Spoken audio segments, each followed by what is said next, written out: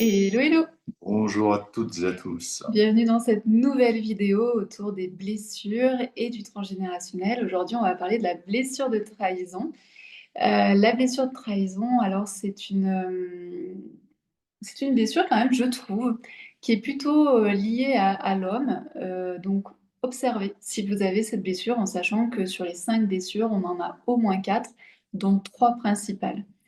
Donc on va aller, explorer déjà la blessure de trahison, comment elle peut se manifester dans votre vie, dans votre quotidien et ensuite on ira voir comment, cette blessure de trahison peut exister dans votre clan et donc vous a été transmise puisque vous faites partie d'un clan et que peut-être que dans ce clan, il y a eu beaucoup de trahison, ce qui fait qu'il y a une énergie, une ambiance au niveau de la trahison, que vous avez héritée puisque vous faites partie de ce clan. Ouais, Alors ça me fait penser aux familles panier de crabe, tu vois, où si quelqu'un peut te pousser de la falaise, Pour la trahison? pour Ah la... ouais, Ouais, bah ouais, tu parleras, ouais, ouais, ouais. d'accord. Ah ouais, c'est ça qui te vient, ouais, ok. Ouais, bah ouais, Ouais. ça me vient parce qu'on en connaît des familles foireuses. Oui, oui, bien sûr, mais ouais, ouais, Où ok. ça s'embrouille avec des couteaux, C'est ça, tu vois, clair. des trucs Ah ouais, d'accord, trahison en pétés, fait quoi. entre personnes du Ouais, même clan. ouais, voilà, ouais. Ouais, Ouais, où il n'y a d'accord. pas de règles, pas de respect, pas de... Il n'y a rien, en fait. Bah, garde-le, on va le développer après. Donc, ici, par rapport à la blessure de trahison, c'est souvent en lien avec notamment nos parents qui n'ont pas tenu des promesses. Par exemple, si vos parents avaient l'habitude de vous dire: «Ah, si tu travailles bien, on va t'emmener là» et puis en fait, il se passe rien.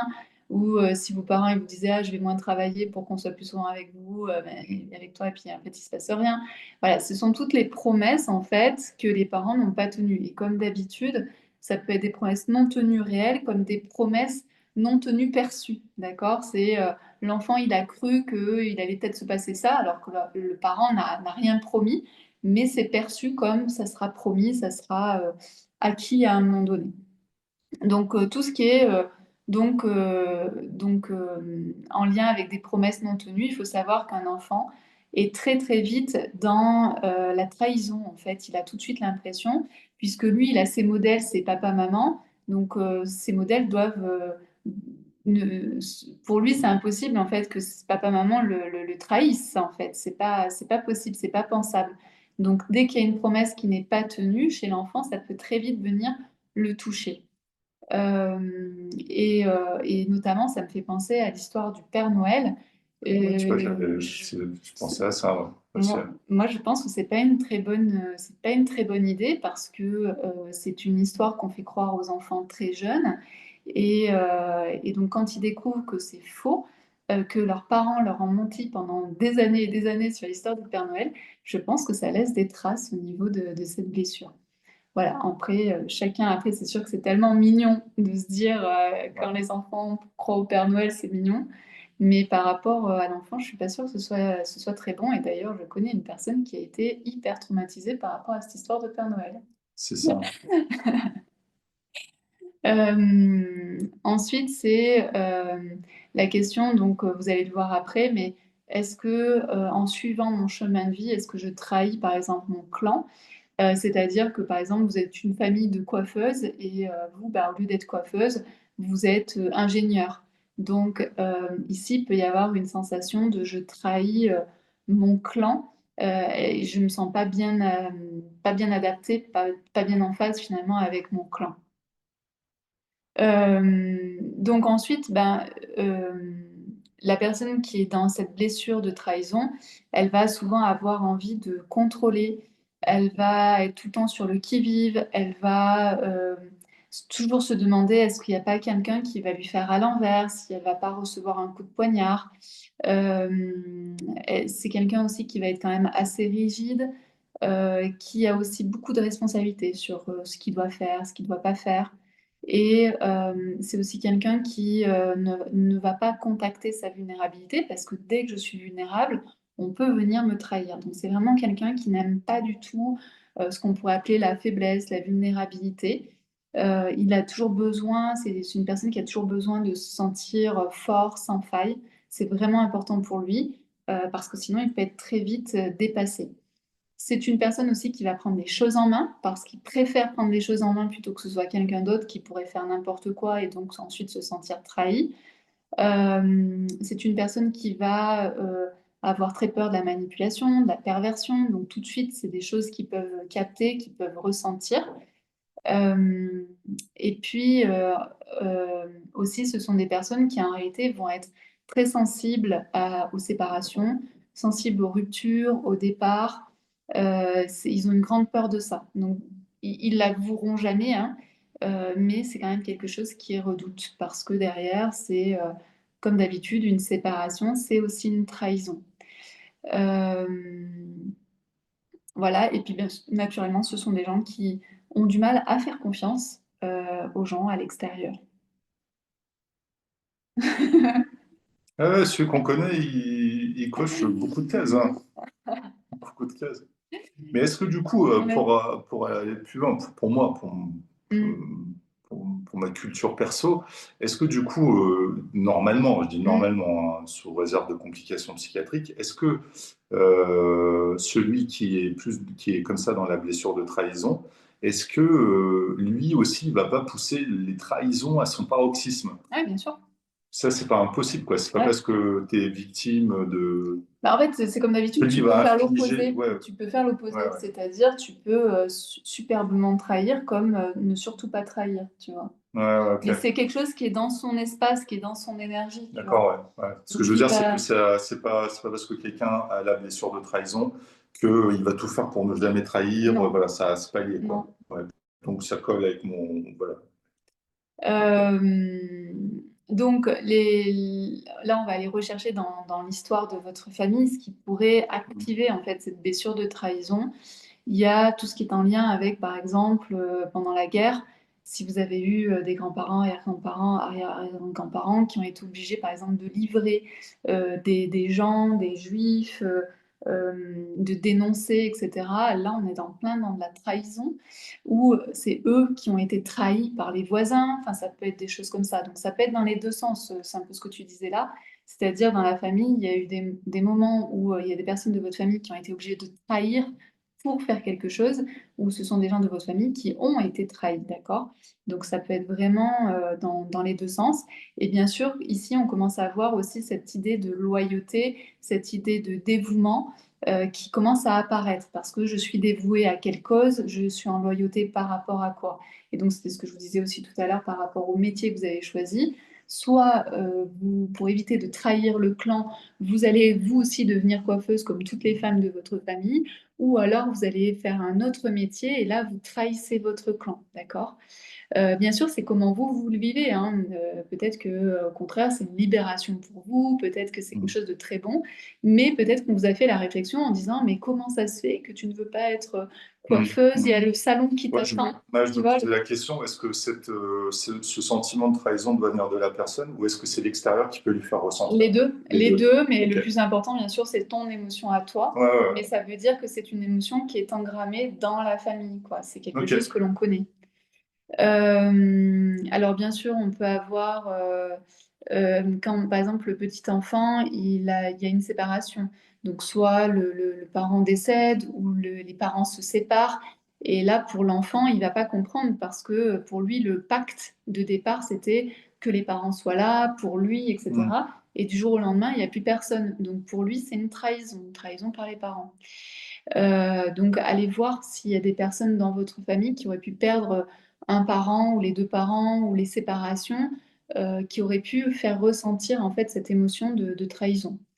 Également, bah, c'est toutes les trahisons par un homme, par exemple les femmes de votre famille qui auraient pu être trahies par un homme, des contrats qui n'ont pas été respectés, par exemple comme le contrat de mariage ou ce genre de choses. Vous voyez, c'est toujours aussi en lien avec un contrat.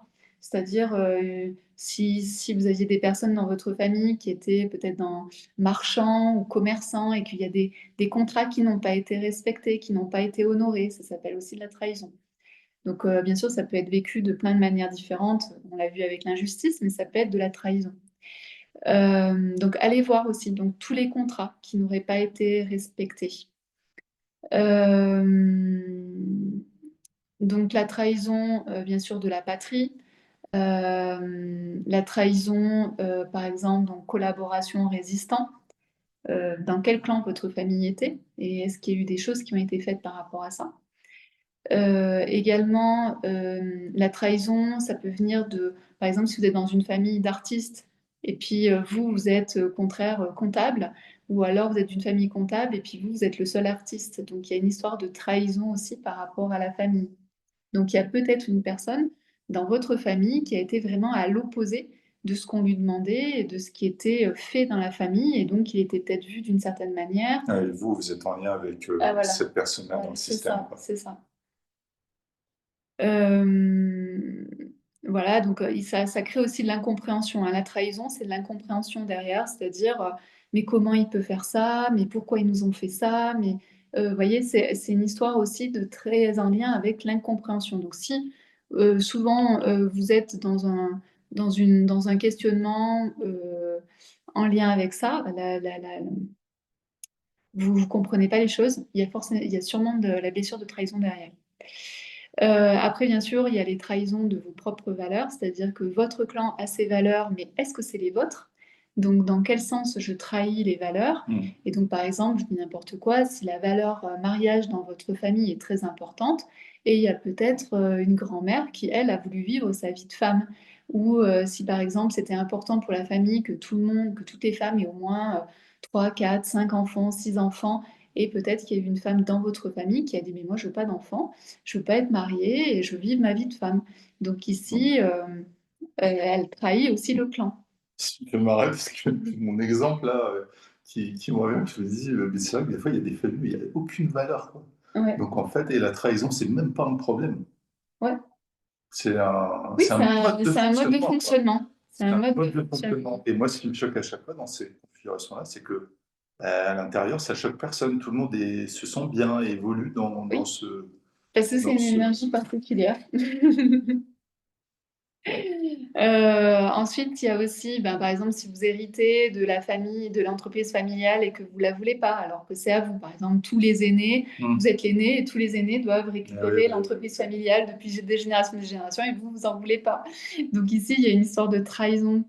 Euh, mais bon, ça peut être quelqu'un au-dessus de vous, hein. C'est ça qu'il faut aller chercher, c'est-à-dire c'est pas force. Ça peut vous donner des indications par rapport à vous, mais c'est aussi aller chercher dans les générations au-dessus. La trahison aussi, vous savez, de ceux qui étaient à la campagne et qui partent à la ville. Vous venez Hmm. d'une famille très rurale, agricultrice, etc. Puis il y en a un qui a décidé de partir à la ville et de devenir un peu mondain, un peu, euh, tu vois, bien habillé, Ouais. tout ça. Oui, ben, tu trahis en fait. Donc c'est les valeurs des racines en fait ici. Et également aussi au niveau des déménagements, des exils, etc. Donc il y en a un qui s'en va du pays. Mais comment ça? Tu nous as trahis en fait, Hmm. t'es parti sans nous. Donc il peut y avoir une sensation comme ça de trahison. Euh, Ensuite, ben oui, il y a aussi donc les spoliations, donc on l'a déjà vu, mais il peut y avoir aussi les spoliations, les héritages, les problématiques de tout ça, c'est-à-dire il y a un des frères qui va tout prendre, un autre qui va s'accaparer telle chose, etc. Donc là aussi, c'est de la trahison, surtout si les parents avaient été très clairs sur qui reçoit quoi. Donc il peut y avoir une vraie, des trahisons à différents niveaux. Euh, et oui, et donc c'est intéressant, notamment quand il y a des problématiques comme ça au niveau des héritages, c'est que souvent, aller chercher derrière, il y a souvent un seul enfant. Au moins, quand il y a un seul enfant, l'enfant hérite de tout et au moins, il n'y a pas de problématique avec l'héritage. D'accord? Donc, allez observer s'il y avait, par exemple, 4 personnes et vous savez que l'héritage s'est pas très bien passé, qu'il y a eu une histoire de trahison qui n'a pas été bien respectée, il se peut que derrière, la personne qui a été trahie ne fasse qu'un seul enfant. Donc ça, c'est quelque chose que vous pouvez voir dans votre Et arbre. ouais, toi, j'avais pas pensé à ça. Et aussi, il y a la douleur, en fait, de si une personne au-dessus de vous a hérité d'une famille et d'une maison qui se transmet de génération en génération, est-ce que je la garde ou est-ce que je la vends? Et est-ce que je suis capable de la garder? Vous Hmm. savez, il y a des gens, par exemple, qui recevaient des châteaux ou qui héritaient de ce genre de choses, très, très difficiles à entretenir, très lourds, en fait, Ouais, au c'était niveau financier. pour certains des cadeaux empoisonnés, quoi. Voilà. ouais, mais qui n'ont pas pu refuser parce que ça leur était donné. ouais. Et ensuite, derrière, ben, ils vont s'endetter parce qu'ils ne peuvent pas vendre en fait cette maison, parce que par Ah, ouais, loyauté, ouais, pour ne ouais, pas ouais, trahir le carrément, clan. carrément. Et puis également, il y a la partie encore la partie la plus grosse, c'est vous savez les incestes en fait dans les familles, c'est des choses en fait qu'on ne révèle jamais, ce sont des secrets de famille qu'il ne faut Mm. surtout pas révéler. Ça permet de maintenir en fait le clan. Donc si un dénonce en fait l'inceste, il fait une trahison par rapport à tout le clan. Donc il met en difficulté l'ensemble du clan. Et Donc ça, on s'est rendu compte, au travers de tout ce qu'on mm, propose en lien avec le transgénérationnel, que c'était incroyable. On en mm, a parlé il y mm, a mm, pas très mm, mm, longtemps, là, un soir. J'étais choqué du nombre de personnes mm. qui sont victimes d'inceste. Ouais. Oui, On a et halluciné. c'était ce que je te disais, parce que souvent un adulte ne va pas toucher qu'un seul enfant, il va Mm. aller Ouais, toucher plusieurs enfants. Et c'est pour ça qu'il y a autant d'enfants en fait qui ont été incestés, parce que un adulte peut faire vraiment beaucoup de dégâts sur de nombreux enfants. ouais. Ouais, Et, dans la famille, au travers d'une profession, au travers d'une activité associative, ouais. religieuse. Mm. Enfin bon, en tout cas, Donc, bien sûr, ce qu'on n'est pas en train de, ce qu'on vous dit absolument pas, c'est de garder le secret. Au contraire, nous, on ah milite oui, en quelque sorte pour sortir les secrets de famille. Et sachez que l'inceste, en fait, celui qui révèle l'inceste, c'est celui qui trahit le clan, hein. Donc voilà. Donc aussi, vous pouvez aller chercher ça dans votre clan. Est-ce qu'il y a eu des difficultés, des problématiques par rapport à ça? Et puis, bien sûr, aussi tout ce qui est en lien avec ce que je disais tout à l'heure, par exemple, le contrat de mariage. En France, aujourd'hui, le contrat de mariage, c'est la fidélité. Donc, c'est celui qui va être volage, qui va être infidèle. Donc, ici, il casse en fait le contrat. Et derrière, au niveau des lignées, ce que ça peut provoquer, c'est de l'insécurité de manière générale pour toute la famille. Parce que quand l'un des deux est infidèle, il peut remettre en question en fait le couple et donc la famille. Donc ça, c'est important aussi de le comprendre. Ça met vraiment en insécurité l'ensemble du système. Donc c'est vrai que quand on pense à tout ça, quand on commence à faire du transgénérationnel, on se rend compte que chacun de nos actes a vraiment des conséquences, bien sûr, sur nous, mais également sur l'ensemble du système et aussi sur les descendants. Donc bien sûr, le but, c'est pas de rester sans rien faire, mais c'est juste d'avoir conscience en fait de ce que l'on mm. fait et des impacts en fait que ça peut avoir. Parce qu'aujourd'hui, c'est vrai que l'infidélité, je trouve que c'est assez commun parce qu'aujourd'hui, on a même des sites internet comme Biden qui sont spécialisés dans Dédié. l'infidélité, qui sont dédiés à ça. Sauf que derrière, s'il y a un contrat de mariage, le contrat de mariage, il est quand même bien stipulé la fidélité. Donc effectivement, si vous voulez pas avoir de problème de fidélité, ne vous mariez pas en fait, et au moins il n'y a pas ce contrat-là de départ. Même si c'est un contrat moral, là le problème du mariage, c'est que c'est carrément quelque chose qui est écrit, qui est validé, qui est signé. C'est même pas juste un contrat moral en fait. C'est vraiment reconnu. Et quand vous vous mariez, ben, vous appartenez en fait à l'inconscient collectif du mariage.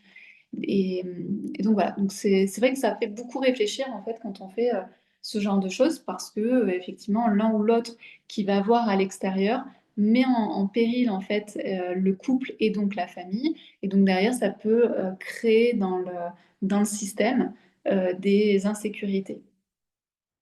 Voilà, Très complet. Merci, chouchou. à très bientôt. À bientôt.